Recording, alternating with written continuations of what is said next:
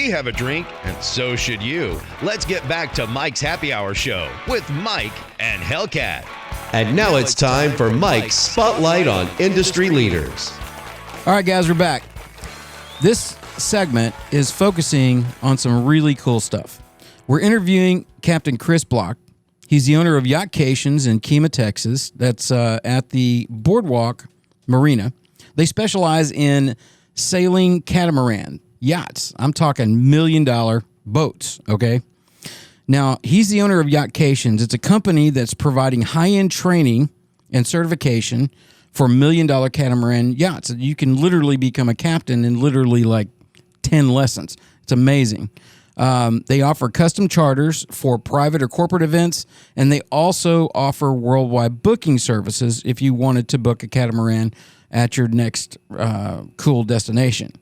So he's also, this is interesting, he's also a licensed and bonded broker in Florida through the Catamaran Company. So he represents clients buying and selling these types of yachts worldwide. And so they facilitate all aspects of it. And they have a team here locally of 5 brokers. These are super qualified captains. But what's so critical is that they actually own these boats. They're not just metaphorically representing them. So I want to introduce Chris. Chris, how you doing? Real good, Mike. Great to see you. Okay, so I want to focus on training and learning to be a captain on these big boats. This is a huge boat. This is a 45-foot yacht. It is, and it's actually the mid-size as these things go. After this, they can go up to 50, 60. I've even seen a 100-foot catamaran. Mama. Yeah. So, it's kind of intimidating. This thing's got a wide beam on it. It's really wide. Yep, and that's the big difference. In fact, my first sailboat was only as long as this one is wide. So this is a 26-foot beam, takes up 2 slips. You don't see this type of width on a yacht until you get into the 100-foot plus motor yachts. So for it to be the width and the room of a 100-footer and only the space of a 45-footer makes it very easy to control. Well, this feels more like a house. It is a 3-bedroom condo on the water, 3-bedroom, 3-bath. You don't always have to use the proper terminology, whether it's a kitchen or a galley or a head or a bathroom. The industry has definitely moved towards competing more with houses or summer homes as opposed to competing with monohulls or regular sailboats. Okay, so let me ask you this question before I dig into the training thing, because I'm just curious, why catamarans over conventional sailboats? Yeah, it's funny. I started out, like most people, on a conventional, what we call a monohull. And, they're exciting and they're classical, and that's what you see on TV and, paintings, etc. But if you've actually done it, or you see the boats heeling over, or people incorrectly say tipping over, because they normally don't tip over, that isn't the most comfortable ride in the world. Yes, if you're an enthusiast and you're into the classics and a purist, fine. But there's a lot of folks now that catamarans, since they're so stable, they don't heel over, they don't tip over. You don't have to put everything away in a basket before you leave the dock. You can leave out trophies and wine bottles and glasses and sit comfortably while enjoying sailing around the bay or the ocean, or crossing oceans for that matter. Well, I'll tell you this: I've never been on a sailboat before. You took me out with a group of captains you were training. I remember. Soon to be captains. Yeah. And I'll tell you, what's so amazing is you don't feel all that crazy wave action. No. It's kind of like riding in a Cadillac. It is, and as you get into bigger seas and go out into the Gulf of Mexico on a stormy day, it will still rock around. I mean, the boat weighs 40,000 pounds, so it does feel very stable in the water. And out here on the bay, it's perfect. But still, remember, you are on a boat, you are on water, so it could bounce around a little bit. Okay, so your training program, yeah. What makes your training program different and special from going to any one of these other places around here you learn to sail? Yep. There's a bunch of sailing schools in this area. We all do year-round operations.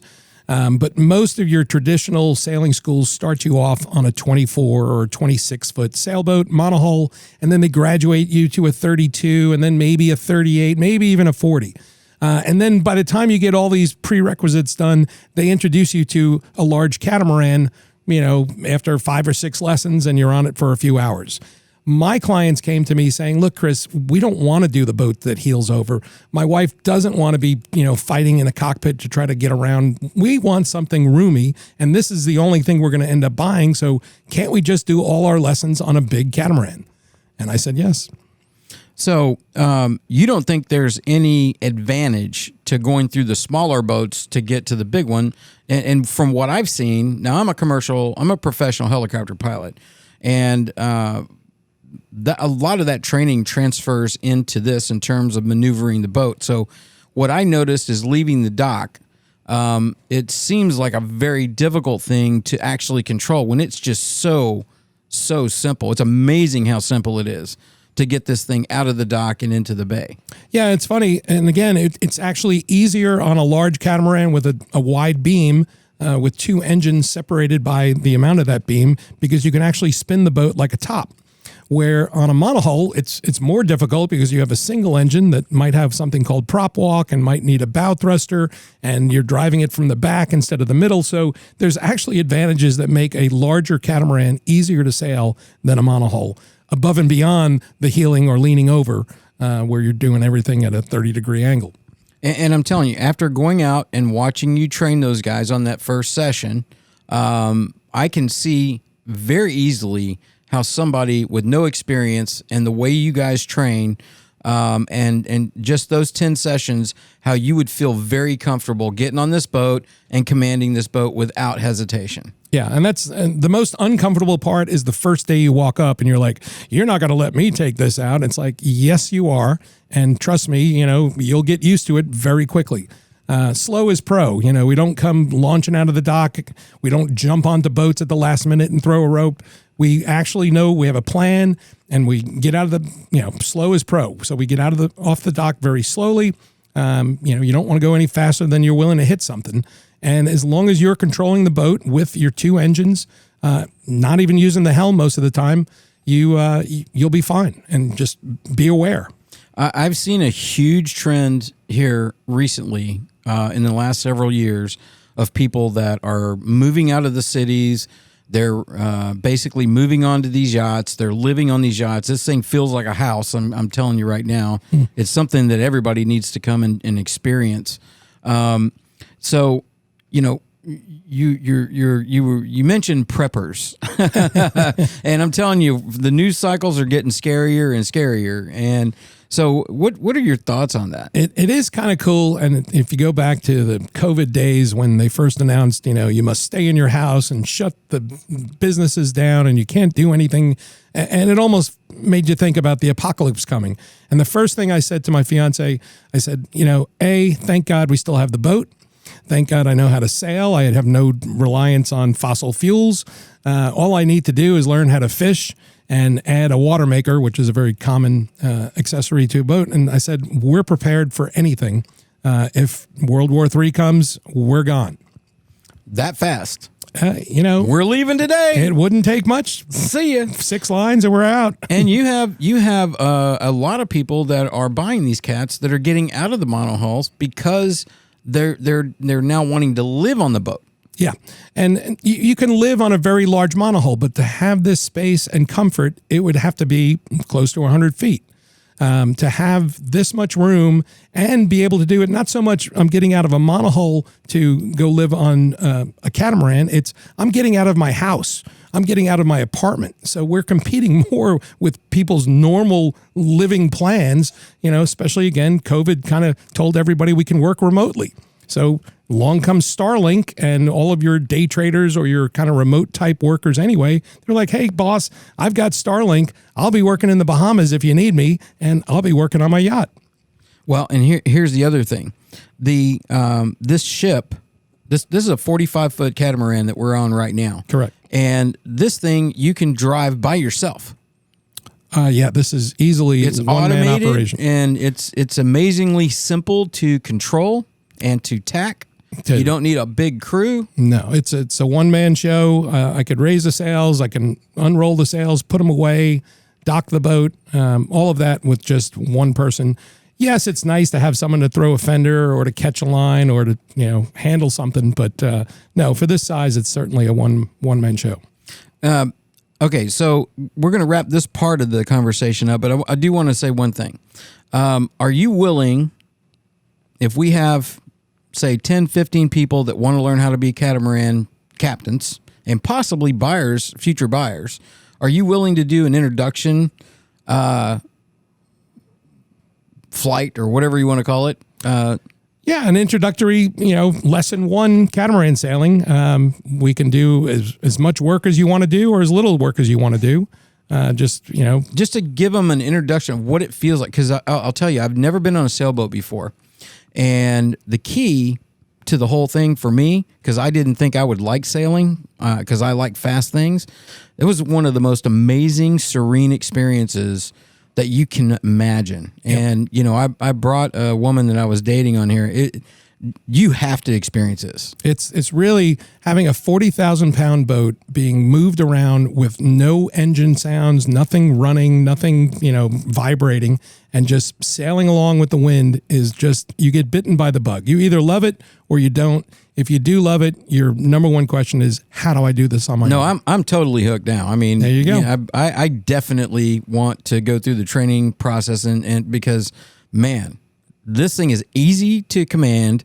It's a lot simpler than what I had thought, and it is a great experience. And for entertainment, oh my God, you can't beat this.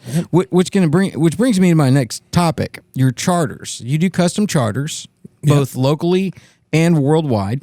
You provide a booking service, right? So explain to me. So what are the charter options for both private and corporate events? So here in the Kemah, Galveston Bay area, it's anywhere from a 2-hour sunset cruise to a 24-hour overnight at an anchorage with, someone that you're either planning on proposing to, or you want to do a wedding, or you want to do a sail away. I mean, it's endless, where it's your boat for as many hours as you want. We charge appropriately, and we can usually say yes to anything you want to do. You've got for people that want to go and I just have my girlfriend and I want to be part of a group where I don't have to put the whole group together. You've got sunset tours and you've got all kinds. There's 100 different options. You just have to kind of call and tell them what your interest is. Exactly.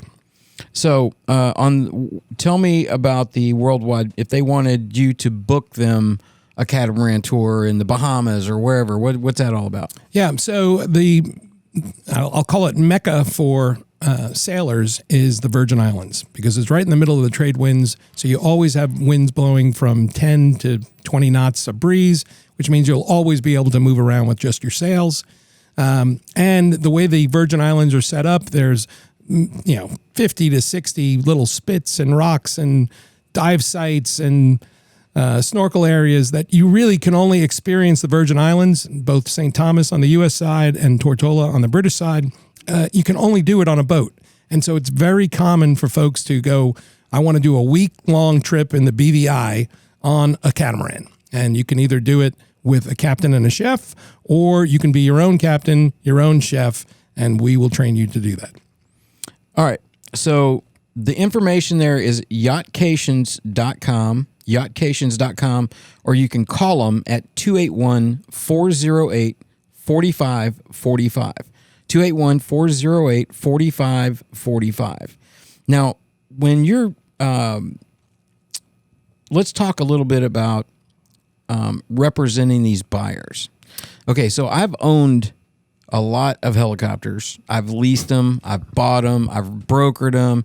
And the one thing that I learned some really hard lessons in is every time I got outside the box of what I'm flying, I'm operating, and owning, I would always get bit by something I didn't know about. Maybe this helicopter's capabilities are a little different. The time components are different in terms of how they wear. Like if you go from a McDonnell Douglas to a Eurocopter, they're built in two different parts of the world, and those maintenance costs can have a substantial impact on what you would decide if you really knew both sides of the fence. But if you don't own and operate them, then you're guessing. right? Yep. And I think one of the most powerful things about your group's representation is that you actually own and operate these yachts. Yeah, that's the thing. I'm probably one of the few yacht brokers in the industry that actually went out and bought a large catamaran. I've actually bought mine new back in 2016, and I've owned it ever since. It gives me, the same questions that the buyers had, I had 6 years ago. And owning a boat for 6 years and dealing with the maintenance and what goes good, what goes bad, I could spot that now from a mile away when I represent a buyer to go look at another boat. And it doesn't just have to be the same manufacturer as mine. They have very similar issues and very similar areas to go look. And that's just the boat itself. You still have the transaction, where these are foreign manufactured goods. So there's import duties that come into play. There's taxes, there's registration, there's moving the boat around, and there's, all right, how do we get the boat to be in this type of shape? And, what's your catamaran plan? Is it we want to just have a weekend getaway? We want to have a boat that we can cross the oceans in and sail around the world, or we want to buy a boat and put it into a managed charter program? So by knowing all those avenues, because I've experienced them all, I can answer the questions a lot quicker and spot the problems. I mean, just in my observation and my limited knowledge of these types of vessels, automation plays a huge part in being able to control and manipulate a ship on your own of this size. The avionics, the radar systems, the communications devices that are on board. I mean, I watch helicopters. That stuff changes so frequently, and we're talking, tens of thousands of dollars when these things add new features and stuff that are very important and very relevant and bring a lot of value to the table. But if you're buying two boats that look exactly alike and the differentiating factor is some of the technology on board, which you're going to want because of the features and the capabilities, but you're going to have to write a check for $50,000 or $100,000. That changes the dynamics of whether you're going to buy the other boat or this one. And having somebody who understands that is really critical. Yep. And it comes into the typical, you've got three variables, size, age, and options. And you can only pick two. And so most of the time I'm working with my clients that they've watched a YouTube video or they read a blog or something and said, I must have this XYZ special equipment. And I'm like, look, I don't have one on my boat and I'm fine. Let's understand why you think you want certain things and use your budget properly so you don't have to get the smaller boat with all the options. It's you get the right size boat that you want with the options that you're actually going to use at the time you buy the boat. And then as you want to upgrade later, we can help coach you through the upgrades. But most of the time people get far ahead of their skis and their budget is not big enough to get all the toys that they want. And so I just have to convince them this is not needed, but this is. And something as simple as an electric winch versus having an induction cooktop. It's the electric winch, unfortunately, is more important. So you're going to have to look for things like that to spend the money wisely. That's a perfect example. So one of the hardest things that I had to do when I was representing buyers buying helicopters is it's the shit you don't need category. Okay. Yeah, it's but cool. Everybody It's promotes got it. it's got a glass cockpit like a jet, and it's all the electronics. But you don't fly helicopters inside. You fly outside visually. You don't need that $50,000 item. It's useless, and he's charging you $100 for it because there's very few other helicopters that have it. You don't need this. Yep. I constantly tell folks that, stop playing the video game and look out the window because all of your information is going to be out there. The video game stuff, yes, it does help. It does make things easier and quicker, but it's certainly not necessary. Remember, we're trying to compete with Columbus back in 1492. So, hey, guess what? I noticed when we were on the yacht out in the water that you were up there with the steering wheel and not down in here with the electronics. Yeah, well, we have electronics both upstairs and downstairs, and the boats do come with different types of autopilot to where you don't really have to be holding the steering wheel. In fact, I've got a remote control autopilot where I could just be anywhere and turn the boat left or right or tack the boat if I had to, as we get into the lesson about tacking. So you're not stuck on the helm. Yes, if you're motoring the boat to bring it back into the slip, the throttles are there. We don't have any automation on that. But once you're out in the sea, you don't have to be stuck there. You can be down below and just keeping a lookout. Okay, I have over 1,200 hours in helicopters. Okay, and that's on average of 1 hour per flight. 1 hour, 1.2 hours, right? So I can tell everybody, I don't know crap about boats, but I'm going to tell you this, and you better hear this. If you're buying a boat, then the first question out of your mouth to the broker is, show me yours. Then you can help me buy mine. I agree. I guarantee you're going to have 1,000% more success.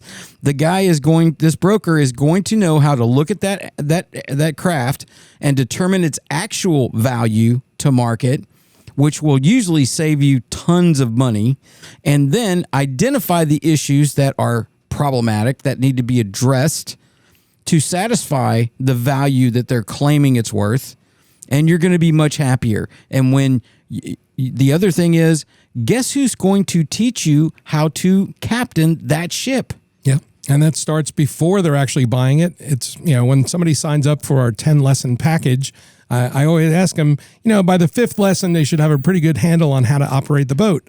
And so I say, look, we can do half the lessons on my boat, and then we can do the other half of the lessons on your boat. So you don't have to use them all up in one time. We don't cram you into a schedule that says, we're going to knock it all out in a week. Take your time. They never expire. If you're not ready to buy a boat yet, you can borrow mine as much as you want. Okay. Catamarans.com if you're buying or selling your boat or your yacht. And I'll tell you, these guys are awesome. They've got 4 of these huge yacht catamaran, these $1 million ships right here in Kemah at the boardwalk. Come check them out. Use the same phone number if you want to contact Chris or his team at 281-408-4545. 281-408-4545. Trust me, you will love this experience. Chris, thanks for your time, brother. Mike, thank you very much. Okay, now I've had enough fun for one day. Thanks for hanging with us on Mike's Happy Hour Show. Bye. I hope you liked it. See you next week. If you're looking to learn how to captain a 40-foot or larger sailing catamaran, Yachtcations is your go-to choice. They have a dedicated team and a fleet of catamarans ranging from 45 feet to 52 feet. Located at Kemah Boardwalk Marina in Kemah. With extensive global sailing experience, they offer excursions, and the best part, no prior sailing experience is necessary. Yachtcations provides special captain training programs that come with certification for insurance purposes, a unique offering that sets them apart. In just 10 lessons, you can become the commander of these impressive vessels. But Yachtcations doesn't stop at training. They also offer charters for private or corporate events and provide services such as buyer representation for new purchases and boat listings and inspections.